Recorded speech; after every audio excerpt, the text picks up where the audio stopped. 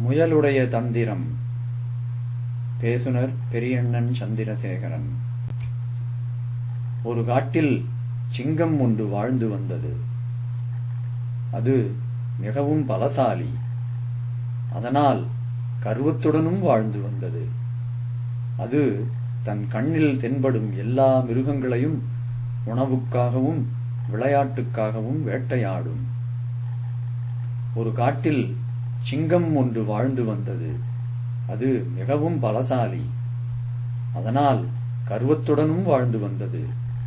அது தன் கண்ணில் தென்படும் எல்லா மிருகங்களையும் உணவுக்காகவும் விளையாட்டுக்காகவும் வேட்டையாடும்.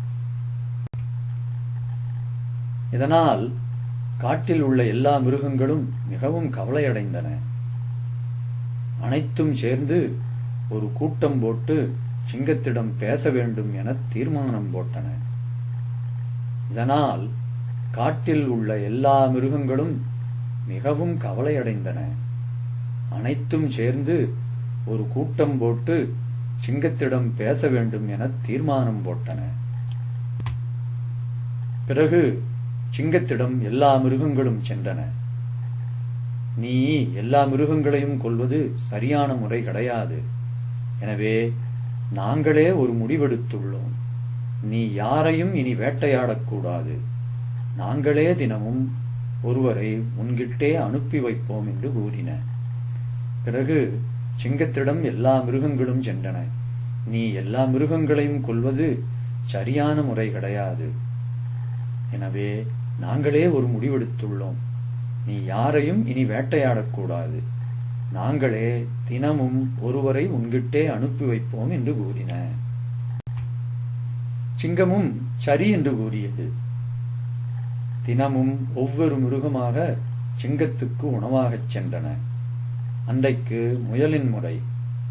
அது உணவாகச் சிங்கத்திடம் செல்ல வேண்டும். சிங்கமும் சரி என்று கூறியது. தினமும் ஒவ்வொரு மிருகமாக சிங்கத்துக்கு உணவாகச் சென்றன. அன்றைக்கு முயலின் முறை. அது உணவாகச் சிங்கத்திடம் செல்ல வேண்டும். அது நிரம்ப கவலையுடன் சென்று கொண்டிருந்தது. அப்போது வழியிலே ஒரு கிணற்றைப் பார்த்தது. பார்த்தபடியே கொஞ்சம் யோசித்தது. பிறகு ஒரு முடிவுக்கு வந்தது. அது நிரம்ப கவலையுடன் சென்று கொண்டிருந்தது.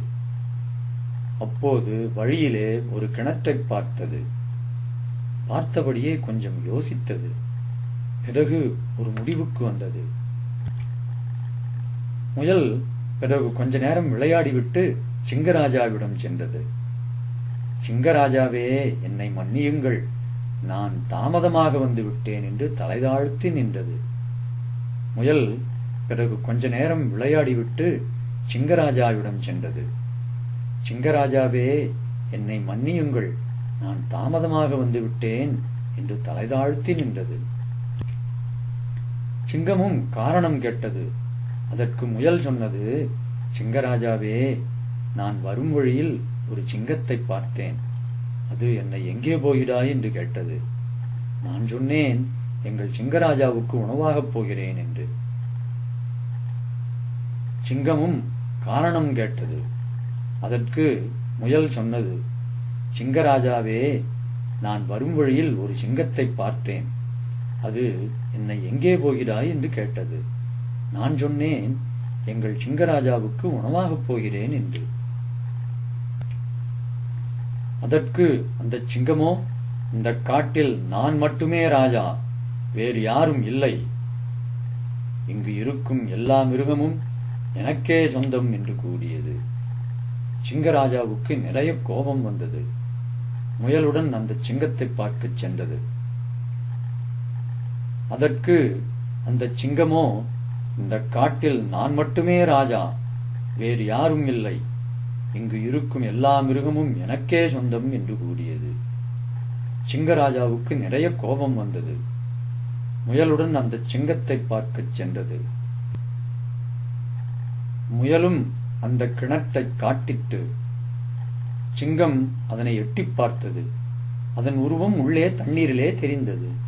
ஆனால் அது தன் உருவந்தான் என்று தெரியாமல் முழங்கிற்று. அதன் முழக்கமே திரும்பி எதிரொலித்தது. சிங்கம் கிணற்றுக்குள் பாய்ந்தது, முழுகிச் செத்தது. முயலின் புத்திசாலித்தனமும் நிறைவேறியது.